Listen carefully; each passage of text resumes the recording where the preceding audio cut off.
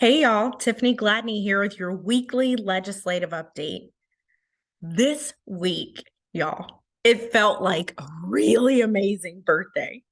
First, we saw Medicaid expansion sail through the Senate committees. Then on Thursday, the Joint Early Childhood Caucus released not one, but four, count them, four early childhood education related bills in both the House and Senate, plus a bonus bill on maternal health. And y'all, this week, Governor Roy Cooper, recommended a $1 billion plan to improve mental and behavioral health in North Carolina. The funding would come from federal incentives when the state expands Medicaid. Among other measures, the plan includes Medicaid rate increases for behavioral health services, significant investments in school-based mental health, and $100 million in funding for care system. Here's what happened with the other bills we're watching this week. So, on the health side, as I mentioned, House Bill 76, access to healthcare options. This week, the Senate took up this Medicaid expansion bill that had recently passed in the House. During the bill's hearing in the Senate Health Committee earlier this week, amendments were introduced, including increasing expansion coverage from 133% federal poverty level to 138% federal poverty level. There was also the elimination of the current extension of postpartum Medicaid coverage from 6 weeks to 12 months. But since expansion would cover that same population, they plan to eliminate that program. And it added workforce requirements should the federal centers of Medicaid services ever approve them, and much, much, much more. House Bill 76 moved through 3 Senate committees this week: Health, Finance, and Rules and Operations. It's now scheduled to head to the Senate floor for a full chamber vote, which is likely to happen on Tuesday of next week. If the bill passes the Senate, it will return to the full House for a concurrence vote before being sent to the governor. We also saw House Bill 336, which is the Healthy Students, a Nurse in Every School Act.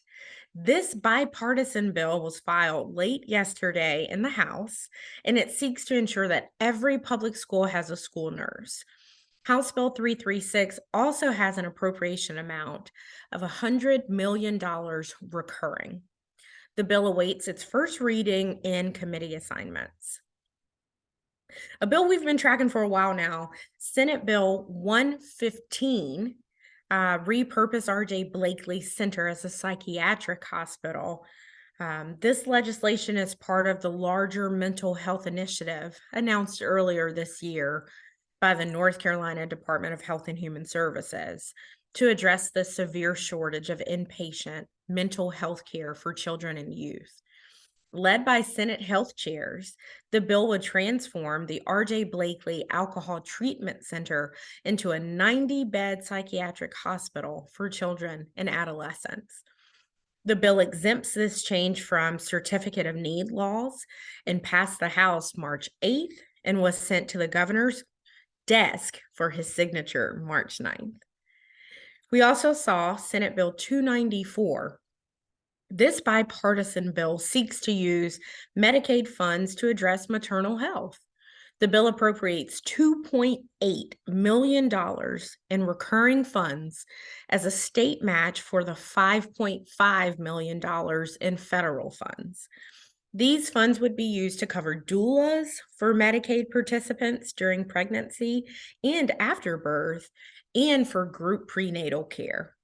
Senate Bill 294 does have a House companion bill, which is House Bill 321. All right, on the early childhood education side, we saw Senate Bill 288. This is a bill that will increase the state's reimbursement rates for subsidies in early childhood education to the 2021 rate, which is the most recent data available.